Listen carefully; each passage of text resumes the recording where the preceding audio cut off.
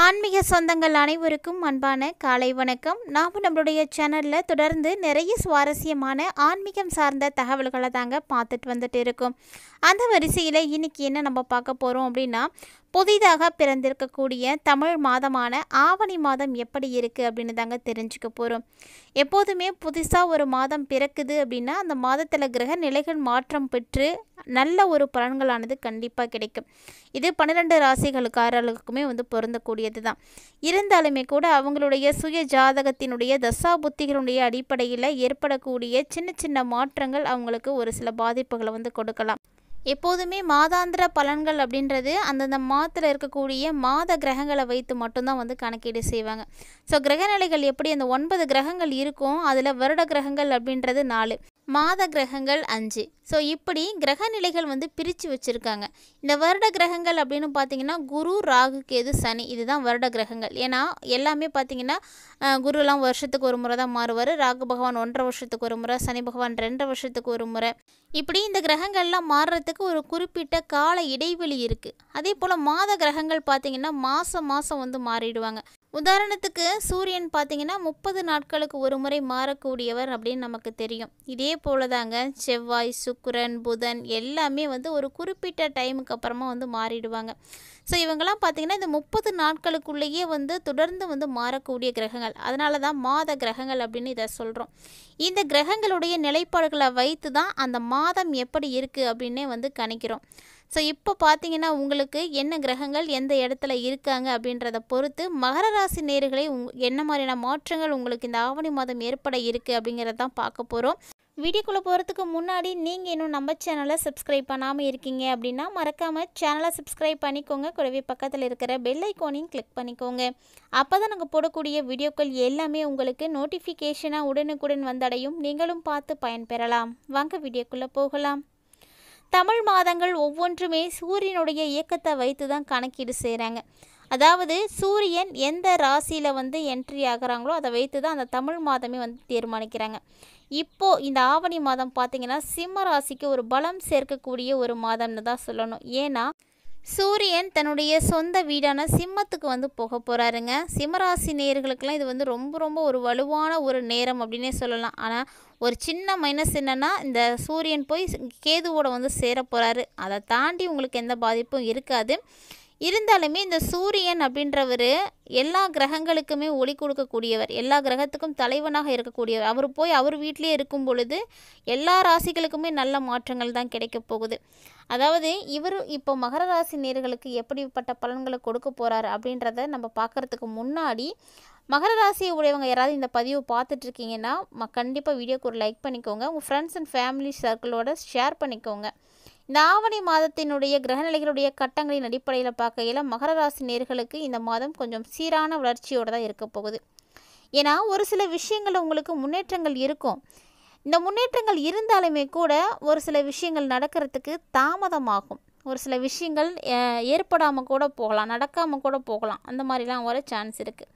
பணவரவெல்லாம் நீங்கள் பார்த்து பயப்படாதீங்க. ஏன்னா பணவரவுக்கெல்லாம் எந்த பிரச்சனையும் இருக்காது, திருப்திகரமாகவே இருக்கும். உங்களுடைய அடிப்படை தேவைகள் என்னென்ன இருக்கோ அதையெல்லாம் பூர்த்தி செய்து கொள்ளக்கூடிய அளவுக்கு பொருளாதார ரீதியாக ஒரு வளர்ச்சி கண்டிப்பாக இருக்குது.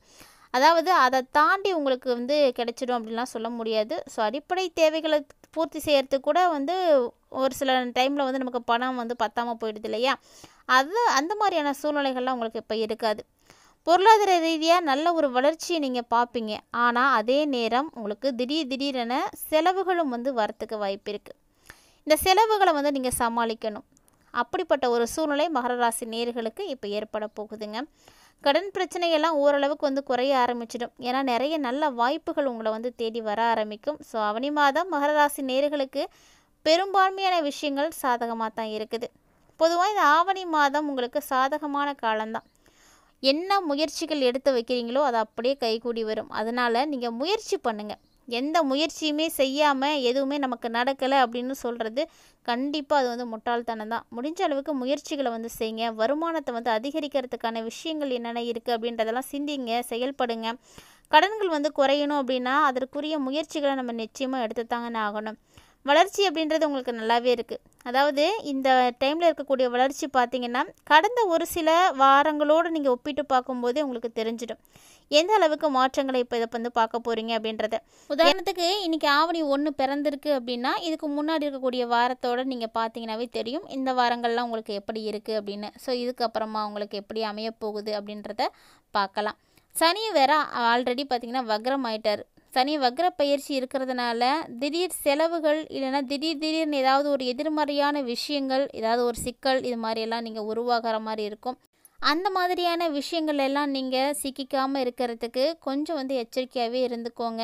வருமானத்துலலாம் பற்றாக்குறை இருக்காது, அதனால் வருமானத்தை பற்றிலாம் நீங்கள் கவலையெல்லாம் படாதீங்க. வருமானம் உங்களுக்கு வந்துகிட்டே தான் இருக்கும். ஸோ அதன் மூலமாக சின்ன சின்ன கடன்களை எல்லாம் கண்டிப்பாக உங்களால் அடைக்கவும் முடியும். ஆவணி மாதத்தில் ஏதாவது ஒரு கடனை கண்டிப்பாக நீங்கள் அடைப்பீங்க. அதற்கான அம்சம் கண்டிப்பாக இருக்குது. அதே போல் திருமணம் மற்றும் குடும்பம் எப்படி இருக்குது இந்த மாதம் பார்த்திங்கன்னா ஆவணி மாதம் உறவுகள் குடும்பம் சம்மந்தப்பட்ட விஷயங்கள்லாம் கொஞ்சம் மகிழ்ச்சி தரக்கூடிய வகையில் தாங்க இருக்குது. அதாவது உறவுகளோட நீங்கள் இவ்வளோ நாளாக எவ்வளோ சண்டைகள் போட்டிருந்தாலுமே கூட இப்போ அது எல்லாமே வந்து மாறப்போகுது. அந்த மனக்குறைகள் எல்லாமே நீங்கி ஒற்றுமை அப்படின்றது அதிகரிக்க ஆரம்பிக்கும். கண்டிப்பாக உங்களுடைய குழந்தைகளால் நீங்கள் நல்ல ஒரு முன்னேற்றத்தை வந்து பார்க்க போகிறீங்க. உங்களுடைய குழந்தைகள் அப்படின்றது நிறைய பிரச்சனைகள் இது வரைக்கும் கொடுத்துருந்தாலுமே கூட இனி அந்த பிரச்சனையெல்லாம் இருக்காதுங்க. மேலும் குழந்தைகளுடைய கல்வி ரீதியாக பார்த்தீங்க அப்படின்னா ரொம்ப செழிப்பாக இருக்கும், பிரகாசமாக இருக்கும், நல்லா படிப்பாங்க. குழந்தைகளுடைய முன்னேற்றத்தை பார்த்து நீங்கள் ரொம்ப சந்தோஷப்படுவீங்க.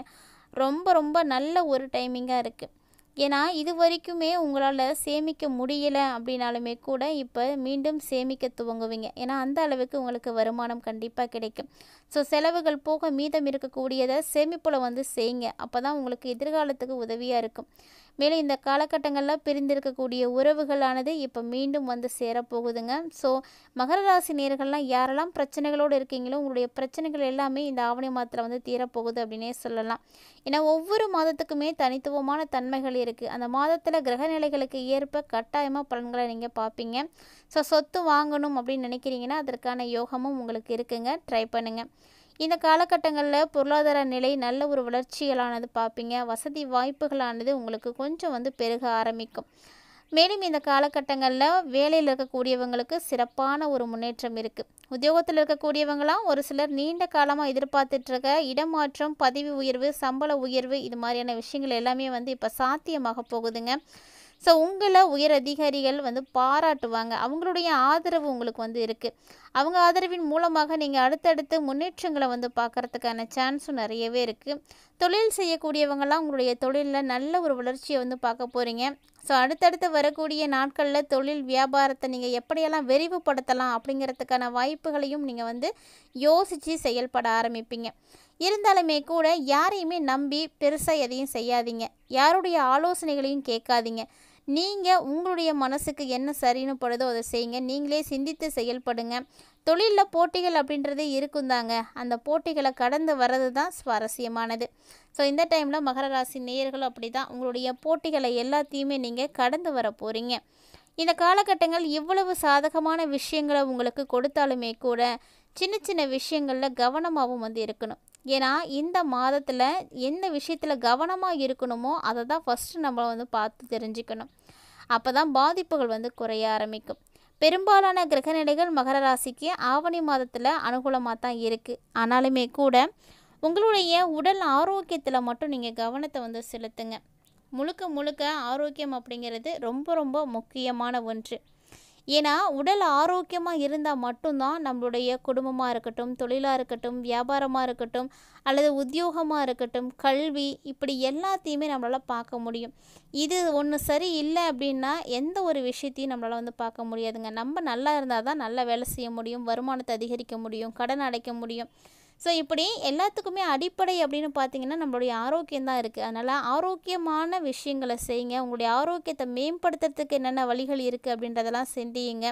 உடல் உஷ்ணம் மற்றும் பல்வேறு விதமான தொற்றுகள் சம்பந்தமாக வியாதிகள் வரத்துக்கான வாய்ப்புகள்லாம் இருக்குது இந்த காலகட்டங்களில். ஸோ ஆரோக்கியமாக நீங்கள் உங்களை பராமரிச்சுக்கிறது ரொம்ப ரொம்ப முக்கியமானது. ஸோ நலமோடு வாழ்கிறதுக்கு என்னென்ன விஷயங்கள் இருக்கோ அதெல்லாம் பார்த்து கரெக்டாக செய்துக்கோங்க. இந்த பதிவில் மகர ராசி நேயர்களே உங்களுக்கு நிறைய விஷயங்கள் வந்து தெரியப்படுத்துறதுக்கு உதவியாக இருந்திருக்கும்னு நினைக்கிறேன். கண்டிப்பாக இந்த வீடியோ உங்களுக்கு பிடிச்சிருக்குன்னு நினைக்கிறேன். பிடிச்சிருந்தால் லைக் பண்ணுங்கள், ஷேர் பண்ணுங்கள், மறக்காமல் கமெண்ட் பண்ணுங்கள். இது மட்டும் இல்லாமல் இது போல் பல இன்ட்ரெஸ்டிங்கான தகவல்களானது நம்மளுடைய சேனலில் தினம்தோறுமே நம்ம பதிவேற்றம் செய்துட்டு இருக்கோம். ஸோ இது வரைக்கும் நீங்கள் பார்த்ததே இல்லை அப்படின்னா மறக்காமல் நம்ம சேனலை சப்ஸ்கிரைப் பண்ணிவிட்டு விசிட் பண்ணி பாருங்கள். பிடிச்சிருக்கு அப்படின்னா உங்கள் ஃப்ரெண்ட்ஸ் அண்ட் ஃபேமிலியோட ஷேர் பண்ணிக்கோங்க, அவர்களும் பார்த்து பயன்பெறட்டும். மீண்டும் மற்றொரு சுவாரஸ்யமான ஆன்மீக தலைப்பில் சந்திக்கலாம்.